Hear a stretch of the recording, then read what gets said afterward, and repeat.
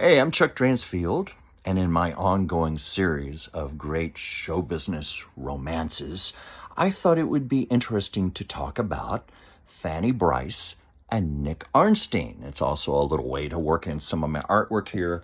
This is my portrait of Fanny Brice, and this is my portrait of Barbra Streisand.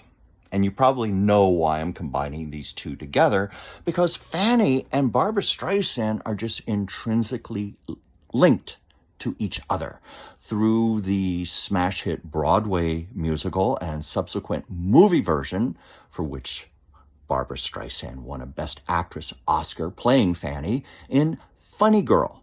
And of course, Funny Girl presented a heavily sanitized and highly fictionalized account of Nicky Arnstein and Fanny Brice.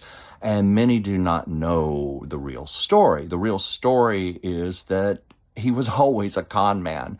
Before Fanny and Nicky were ever together, he had already served time in Sing Sing for wiretapping.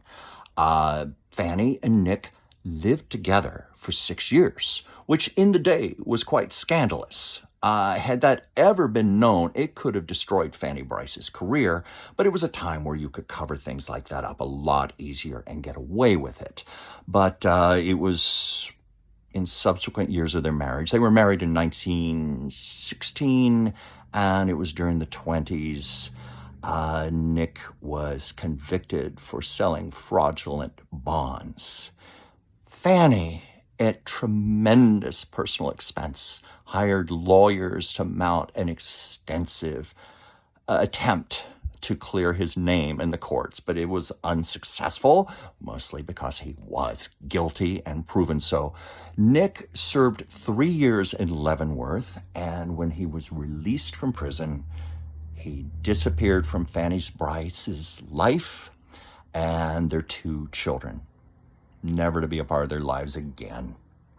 And that's the real story of Nicky Arnstein and Fanny Brice.